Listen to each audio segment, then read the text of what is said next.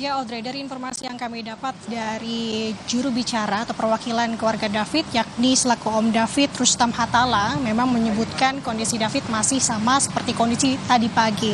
Bahwa kondisi David tadi pagi memang saat ini masih belum sadar, namun sudah memberikan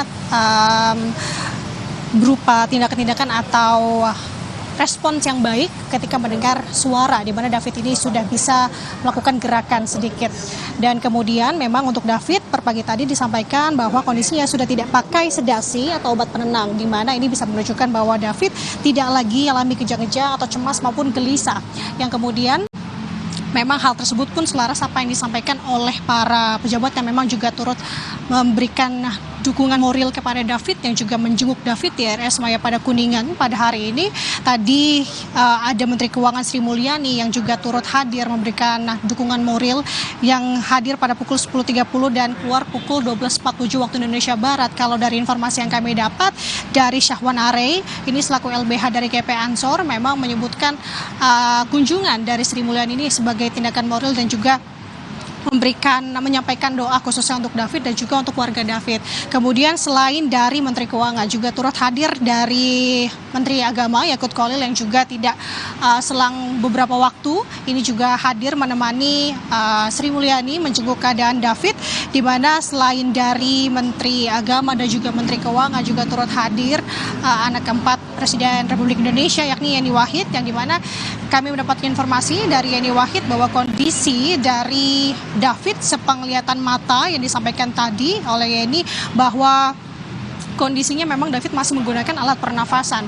Namun memang ketika Yeni Wahid ini berbincang dengan orang tua dari David menyampaikan ada mukjizat begitu yang dialami David per hari ini, di mana David ini sudah memberikan respon yang dimana David bisa mengedipkan mata walaupun hanya beberapa detik saja, dan diharapkan memang ke depannya untuk kondisi David ini makin berangsur makin membaik juga tentunya. Selain tadi dari menteri-menteri dan juga Yeni Wahid yang juga selaku dari pendiri Direktur Wahid Institute, ini juga turut hadir. Kami melihat Dato Sri Tahir juga hadir di lokasi, yang dimana Dato Sri Tahir ini sebagai pendiri atau CEO dari Mayapada Group dan juga salah satunya Mayapada Hospital tadi masuk ke dalam rumah sakit pada pukul 14.50 waktu Indonesia Barat, dan hingga saat ini pun kami masih menunggu dari Dato Sri Tahir ini karena masih di dalam. Namun tadi kami juga sempat berbincang dengan Syahwan Arey selaku LBH dari GP Ansor, menyebutkan memang rencananya hari ini akan ada preskon yang disampaikan langsung oleh keluarga David. Dari sini adalah perwakilannya yakni Rustam Hatala, kemudian juga dari pihak rumah sakit. Rencananya memang untuk preskon sendiri ini akan dimulai pada pukul 5 sore nanti. Hal ini sudah kami konfirmasi langsung oleh Om David yakni Rustam Hatala. Namun terkait nanti apakah ada perubahan terkait jamnya dan siapakah nanti yang akan menyampaikan terkait kondisi David hari ini, tentunya kita akan terus menunggu dan juga kami akan mengabarkan kepada Anda, Audrey dan juga saudara, khususnya terkait dengan bagaimana kondisi David per hari ini dan juga seterusnya. Audrey. Ya, Nanda, kan juga ada kabar nih kalau beberapa pengacara keluarga korban juga datang ke rumah sakit ini, kira-kira untuk apa? Apakah menjenguk korban atau justru memproses masalah hukum?